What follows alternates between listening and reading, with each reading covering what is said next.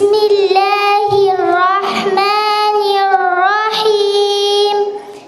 والنازعات غرقا والناشطات نشطا والسابحات سبحا.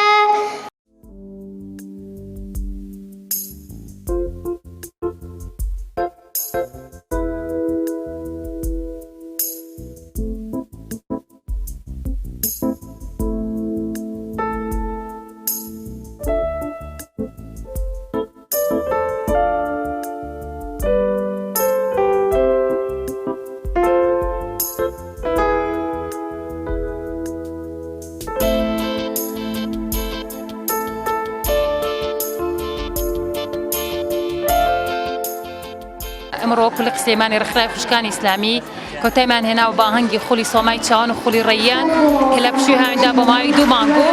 خولەکەمان کە پێکهاتبوو لە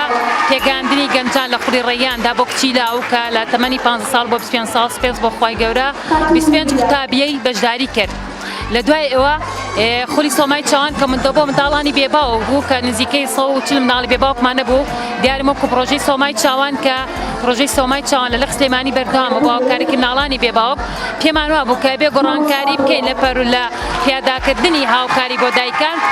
پیاداکردنی هاوکاری بۆ پەروەردبوونەوەکانیان کە لە ڕێی خرخوازان و سپاس بۆ خوای گەورە ئێمە توانیمان ئەو خولە بە پایان بگەێنین کە لە ڕێیان چەندە مامۆستای خۆبەخشەوە سپاس بۆ خوای گەورە توانیمان ئیشەکەمان بەسەرکەوتنە بەنجام. من ئەمڕۆ لە فستیڤاڵی سۆمای چاوان بەشداریم کرد بە قورئان خوێندن هیوادارم هەروە سەرکەوتب بن.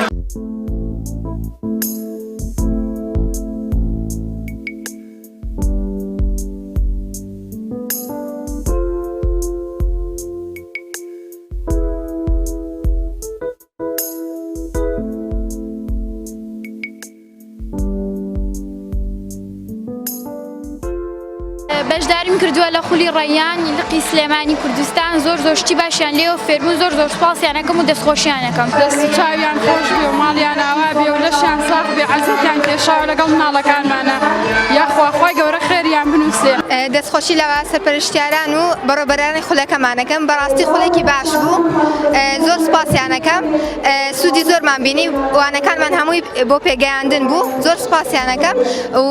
ئەو مامۆستایانش کە بۆ وانەی گشتیبانیان کردبوو هەمووی گرنگ و بەسوود بوو لایەنی تەندروستی لایەنی پێگەیاندنمان و بیر و باوەڕمان هەمووی گرنگی پێدرابوو زۆر سوپاسیانەکەم و هیوادارم بەردەوام بن.